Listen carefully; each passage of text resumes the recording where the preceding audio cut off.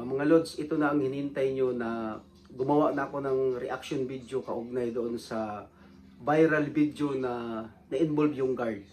Kung saan yung bata na nagbibinta ng sampagita, nasaktan niya at sinira niya yung sampagita. I can't remember when you were there, but I didn't care for anyone but you. I swear I've been through everything there is. Can't imagine anything with this. Can't imagine anything the two of us can do for you. So ganito yon. Si Kuya Guard talaga, ang una-una niyang ginawa doon, sunod lang naman niya yung utos ng management. Pero ang nagkamali doon sa pag-implement niya, yung implementation ang mali. Kasi sinira niya yung sampagita, tapos siyempre doon nagalit yung bata, tapos nasipa pa niya.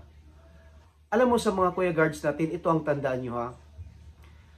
Pag may mga ganyan na mga situation, dapat talaga tatawag kayo sa barangay. Then, ang barangay, meron naman tayong concerned government agency dyan, yung DSWD. Sila yung may karapatan doon, yung mga batang lansangan, sila, sa kanila yun eh. Trabaho nila yun. Yung mga guards natin, kung hindi nyo talaga kaya, i-inform nyo yung management na hindi talaga kaya, then tawag na lang tayo ng barangay at saka yung DSWD. Sila yung concerned agency doon. Kaya nga, yung sa mga viewers naman natin, huwag naman natin husgahan yung mga guards natin dahil meron akong ipakita sa inyong video na opposite doon.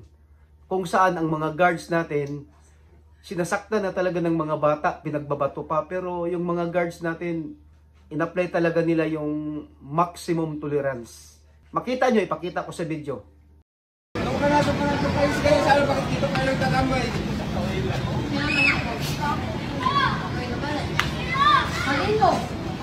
Sige mo dog!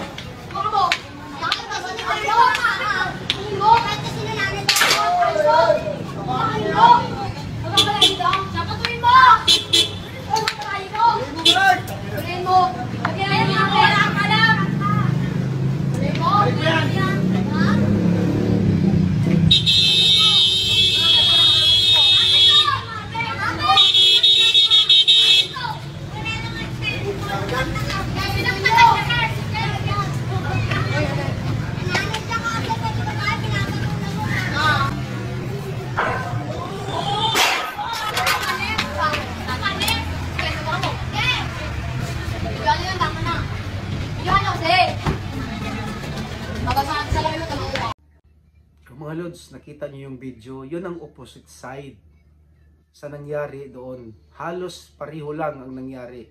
Yun naman, ang guard naman ang naabuso. So, mga Lods, comment kayo sa baba,